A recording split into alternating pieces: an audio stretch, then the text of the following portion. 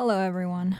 I have a bit of a problem that I need to address to all of you, and that is that I have far too many Elita builds in this game, and I thought today would be a great time to talk about what all of my Elita builds do. Firstly, to, help people who are struggling to make their own Elita builds. And secondly, to justify to myself why I have all of them in the first place. I don't think the latter I'll be able to convince myself of, but at least I'll be able to help everyone. So let's just get into it, shall we? With main power-up gone in Splatoon 3, Elita has a lot more room to be creative. Hooray for creativity, yay! And also a note for the rest of this video, I'll be mentioning AP or ability points throughout the video. So let's just do a quick recap. One sub gives you 3 ability points, one main gives you 10 ability points, and then a pure, which is 1 main and 3 subs, gives you 19 ability points. Okay. So let's get into it. Firstly, and this build that I've changed into doesn't even have it, so let's change that. Respawn Punisher. Alright, so the base respawn time for like 2 players without Respawn Punisher, just base players, is 7.5 seconds, and then with 50% special lost when you get splattered. But when you're splattered by a Respawn Punisher user, this time is extended to 8.25 seconds and you lose 65% of your special. So firstly, this is great because you can take out a player for longer on the enemy team, and also with how many splashes are running around, that's probably a splash, sorry, same difference, right? A splash user. So, good luck to them farming their crab tanks back. Cool. Now, why some people don't like using Respawn Punisher is because it's very high risk, high reward kind of thing, because when you're splattered, your respawn time is extended to 8.67 seconds with 72.5% of your special lost. Or when the enemy has Respawn Punisher too, you are having to wait 9.4 seconds, and then you lose 87.5% of your special. It's horrible, but it's fine because, as an E-leader, you're not gonna die very much per match, and also, again, you're very good at E-leader, so you're never gonna die at all, and you're gonna get like 20 splats per game. Actually, no, you're not gonna get that many because you're just gonna win. You're gonna wipe them once, and it's over. And you have longer to push when you've wiped them once because you had Respawn Punisher, yeah? Yeah. Just believe in yourself. Also, bonus information, Respawn Punisher completely negates the respawn effects of the Tactical special. And I feel like no one is running Tactical at the moment because everyone is running Respawn Punisher Elitas. And yeah, that's probably why we don't have the Splatoon 1 meta yet. So let's get into the next ability we'll talk about, which is which I am running on this build, thankfully. Inksaver main. This is a very, very handy ability because 1 main of Inksaver main gives you another full shot on your tank. So, on a full tank, without any Inksaver main, an Elita has 4 full shots on a full tank. So yeah, just running a main, which is not much of an investment of Inksaver main, just get an extra full shot on a full tank. It's really good. It's so easy to slap on any build.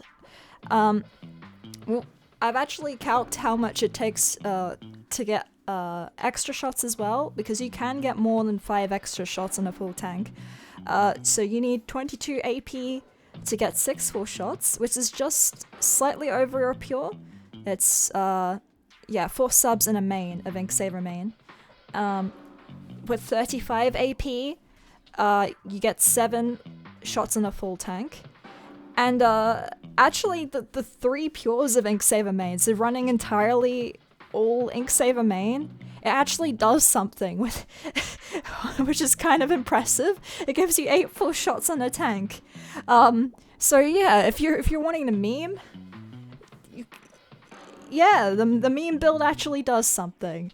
It's highly unlikely you'd get to use your 8 full shots on your tank though before being forced to relocate by like Tenta missiles or all the bombs, the crab tanks, and all of that jazz. So I'm not sure it's fully optimal to do that, but you could do it, right? So because in Splatoon 3 we don't need to spend all of our ability points on main power up or damage up from Splatoon 1, I miss damage up, please come back. Not really, but I'm a filthy Splatoon 1 E-Leader main. We can actually afford to run other things. So Last Ditch Effort deserves a mention because it can be pretty good.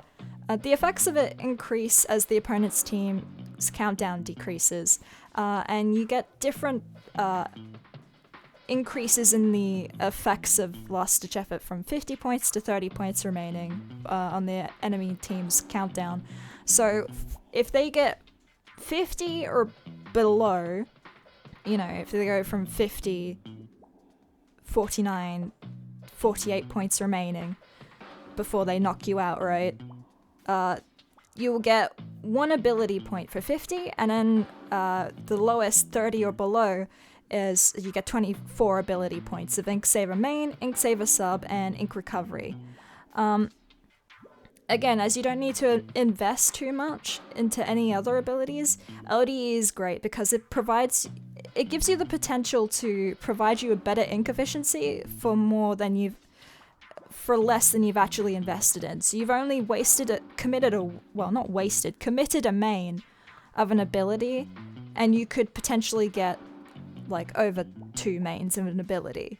If you run LDE and then all of those Ink Saver main chunks, you know, that you've been hoarding for those meme builds, you could potentially get even more Ink Saver main than the full 3 pures of it, right?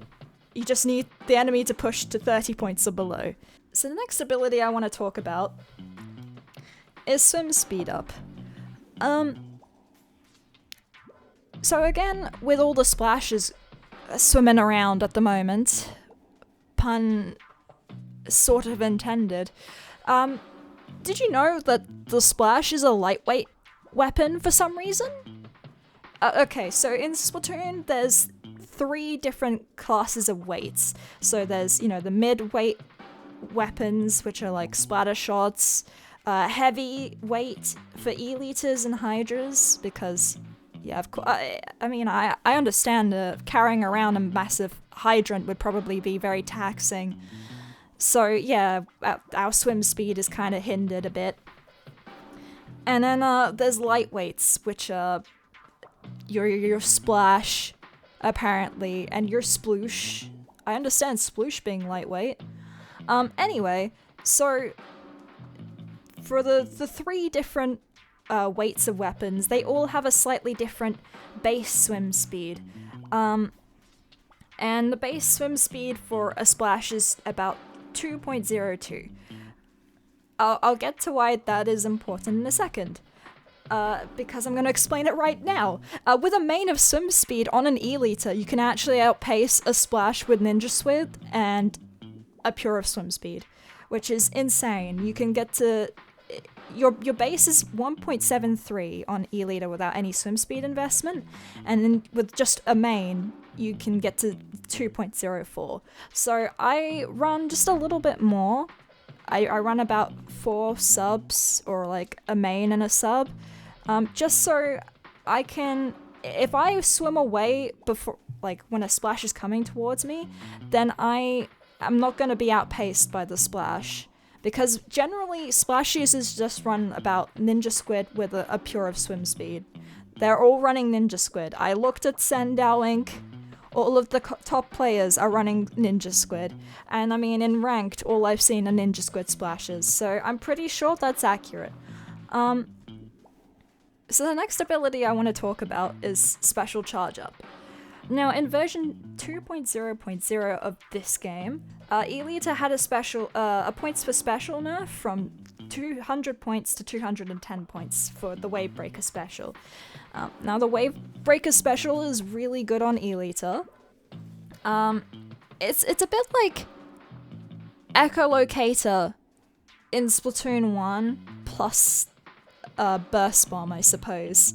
You can just throw it behind a wall, and then it will force the enemies to either jump out of the way if they're in the area of effect, or they will have to be echolocated.